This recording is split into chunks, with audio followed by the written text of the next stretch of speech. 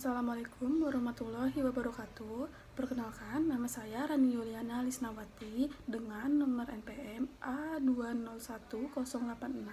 Di sini saya akan menjelaskan tentang sistem pencernaan. Sistem pencernaan adalah rangkaian jaringan organ yang bekerja untuk mencerna makanan. Selama dalam saluran pencernaan, makanan akan mengalami proses pencernaan baik secara mekanik maupun kimia. Nah, pencernaan secara mekanik adalah proses pengubahan makanan dari bentuk besar atau kasar menjadi bentuk yang lebih kecil atau halus. Proses itu terjadi dalam mulut dengan bantuan lidah dan gigi. Sedangkan pencernaan secara kimia adalah proses pengubahan zat makanan dari bentuk yang kompleks menjadi bentuk yang lebih sederhana dengan bantuan enzim pencernaan. Lalu, ada fungsi sistem pencernaan. Sistem pencernaan memiliki fungsi utama mengubah makanan menjadi nutrisi yang dibutuhkan tubuh. Nutrisi tersebut diantaranya diperlukan untuk proses perkembangan, perbaikan sel tubuh, termasuk sebagai sumber energi sehari-hari. Lalu organ sistem pencernaan dan kelenjar pencernaan. Organ sistem pencernaan meliputi mulut, tenggorokan, lambung, usus kecil, usus besar, rektum, dan anus. Lalu ada kelenjar pencernaan yaitu air liur, pankreas, kantong empedu, dan hati. Lalu ada fungsi-fungsi organ pencernaan. Yang pertama ada mulut. Mulut adalah awal dari saluran pencernaan. Proses pencernaan manusia dimulai dari mulut. Kelenjar ludah menjadi aktif saat seseorang melihat dan mencium bau makanan. Lalu air liur bercampur dengan makanan untuk mulai memecahnya menjadi bentuk yang dapat diserap dan digunakan oleh tubuh. Setelah menelan, lidah memasukkan makanan ke tenggorokan dan ke kerongkongan. Lalu, kerongkongan terletak di tenggorokan dekat trakea.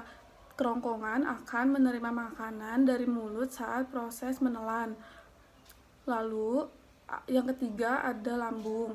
Lambung adalah organ berongga atau wadah yang berfungsi untuk menyimpan makanan saat sedang dicampur dengan enzim pencernaan.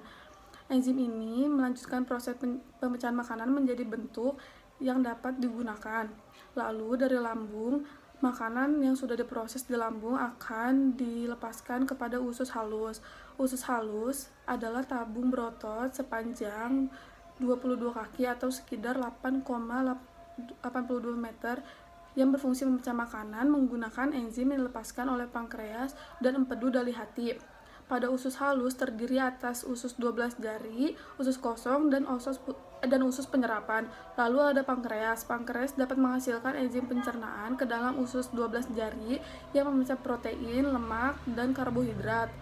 Lalu pankreas memproduksi insulin. Insulin adalah lemak utama dalam tubuh untuk metabolisme gula.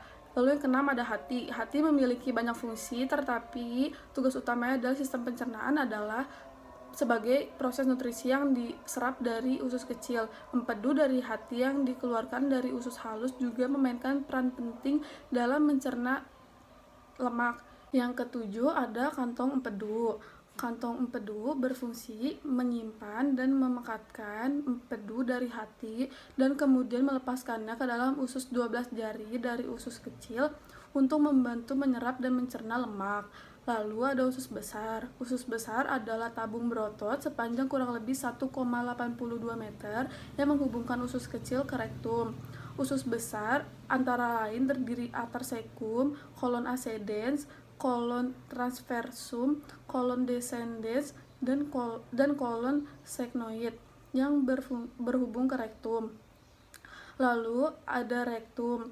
Rektum adalah ruangan lurus 8 inci yang menghubungkan usus besar ke anus. Tugas rektum yaitu menerima feses dari usus besar yang mengalami tinja sampai evaluasi terjadi. Lalu yang terakhir ada anus. Anus adalah bagian terakhir dari saluran pencernaan.